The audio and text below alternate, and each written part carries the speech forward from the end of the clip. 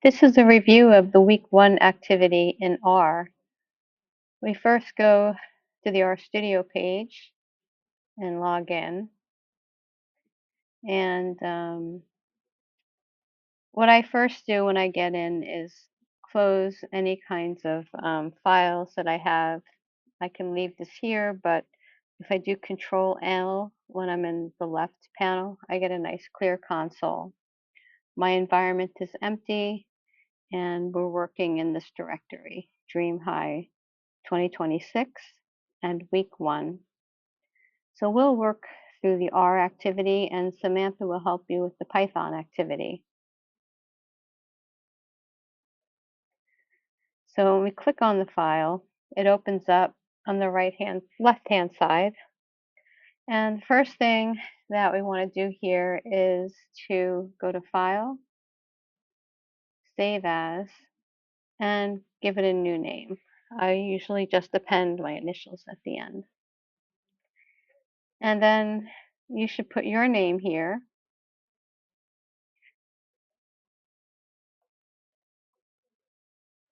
And we keep the Dream High Consortium here because they helped us code this.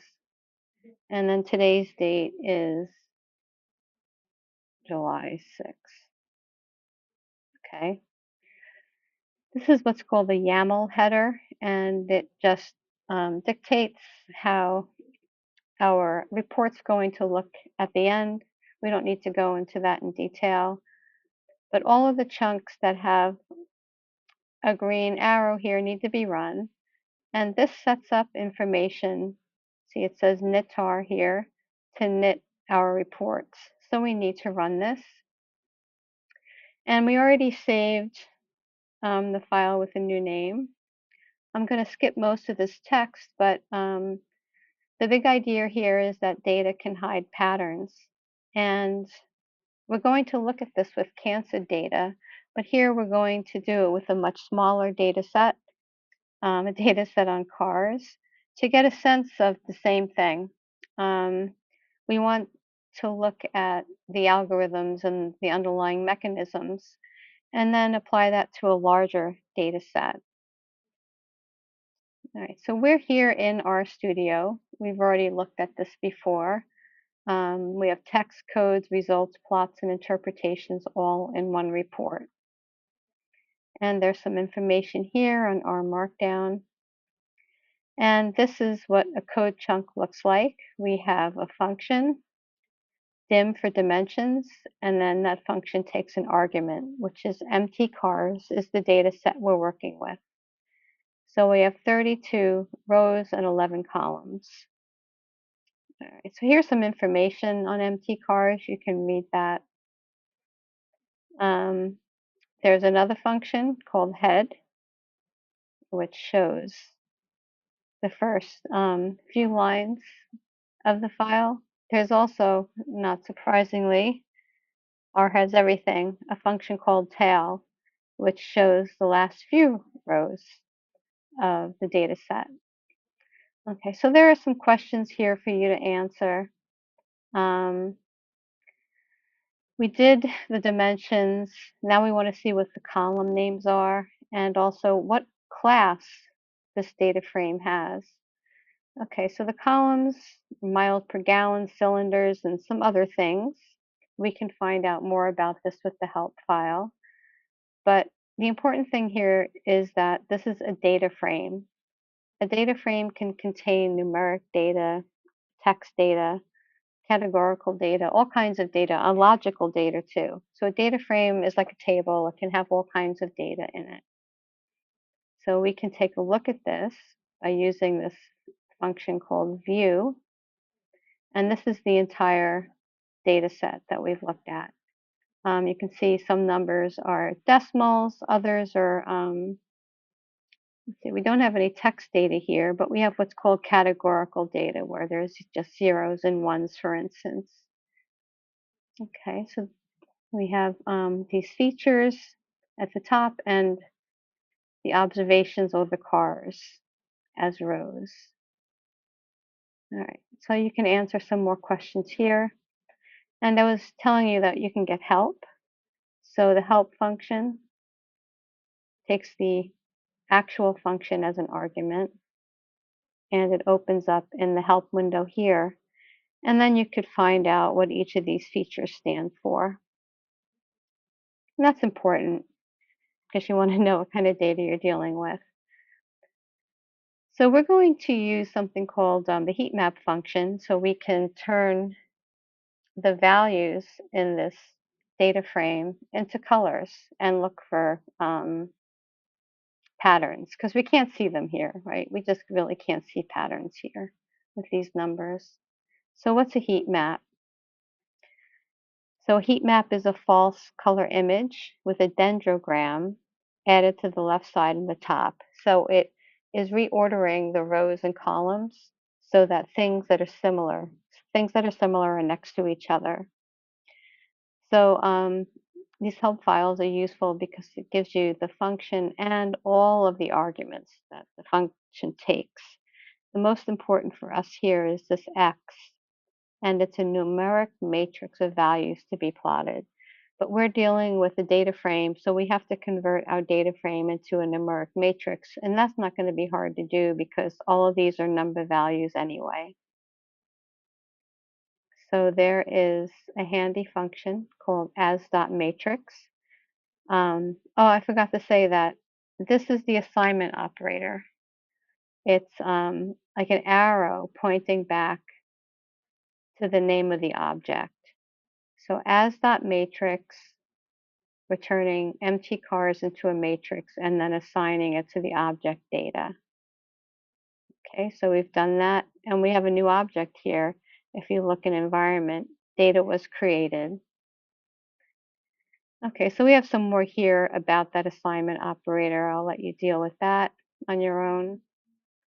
So let me just go back to our data now is a numeric matrix of mtcars.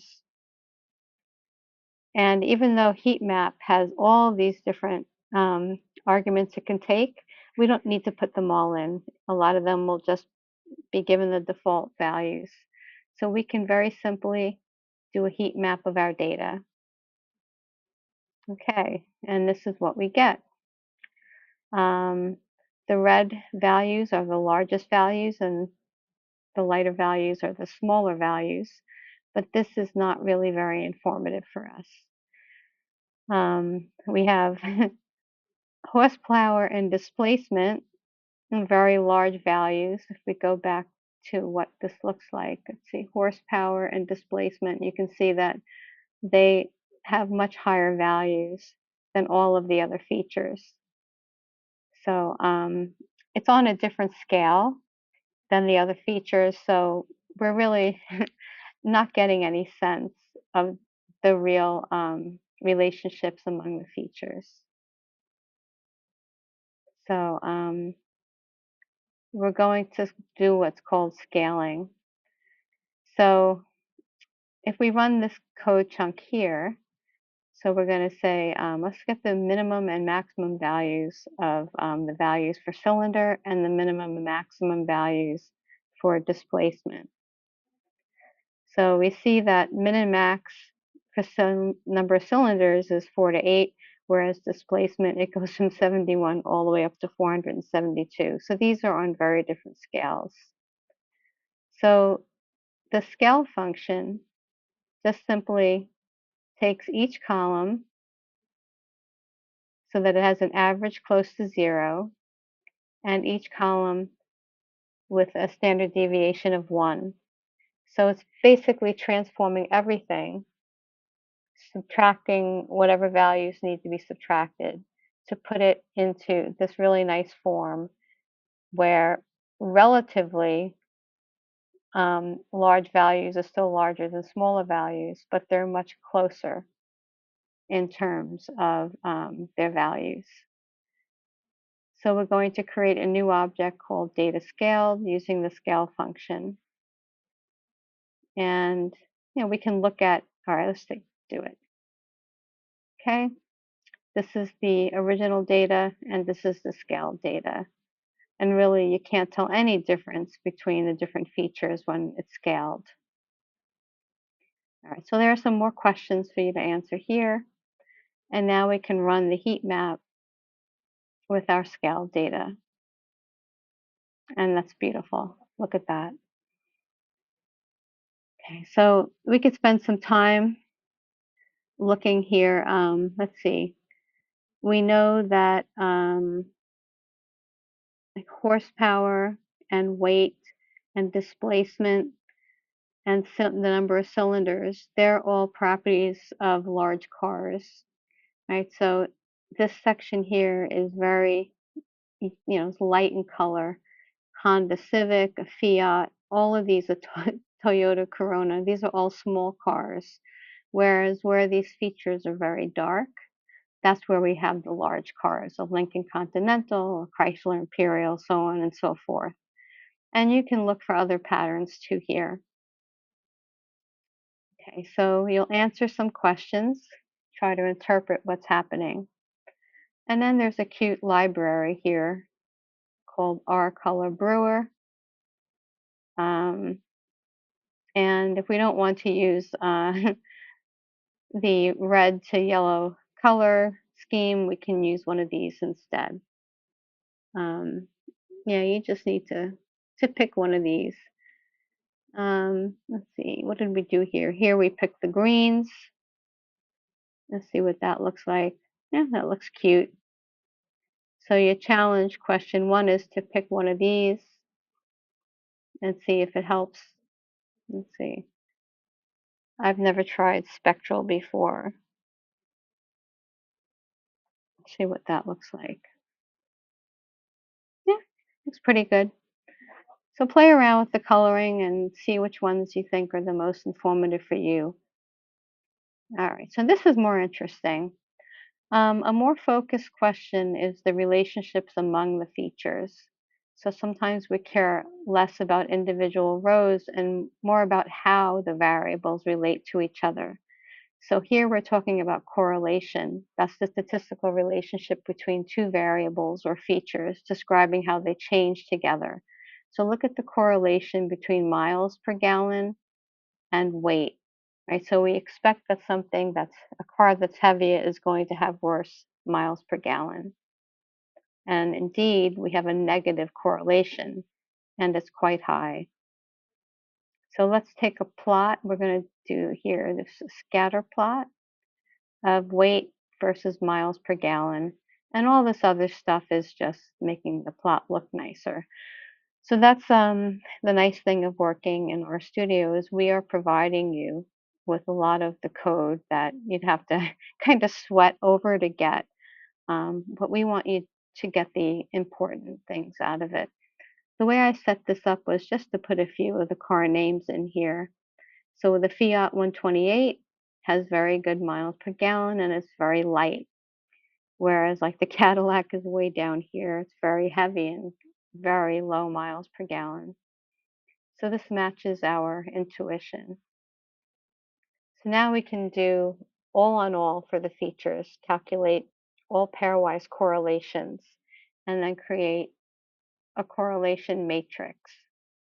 And we do that simply by using the core function for correlation for the entire matrix. So let's see what that looks like. All right, here's miles per gallon, and then where's weight? So we go all the way out here. It's minus 0.87, which is what we got before. And we can visualize this correlation matrix as a heat map as well. So now notice we have the features as the rows and also as the columns. So we're looking to see how these different features relate to each other. So for example, we have very high correlation coefficients among what we would expect that corresponds to heavy cars and those that correspond to light cars. Okay, so that's where we're going to end here. So I'm going to save my file and then I'm going to knit it. So I go up to knit and I want to knit to HTML. And that should provide a nice HTML file here of my activity. Everything is here. My calculations, my graphs. Very nice, right? Right now, it just exists here, HTML as a file, but I want to publish it, and you're going to publish all of your activities. So you click Publish, and we want to go to our pubs. All right, so we're going to say Publish, and it's uploading. Okay, so Ira is already logged in to our pubs. So I'm going to sign out. Um, let's see if I can do this again. I'm going to republish. I'm going to create a new. And now I have to sign in. Okay. If you haven't already signed in, you should have created an RPubs account. I think in our video I did Dream High Program as my new RPub account. Okay, so I can, let's see, put, what is the title? Dream High Finding Patterns. Oops, let me do that. Okay, and then you'd want to put a description. You probably can get that out of here. It's just, put a little bit of information in there. It's nice to have it. You can make this look nicer.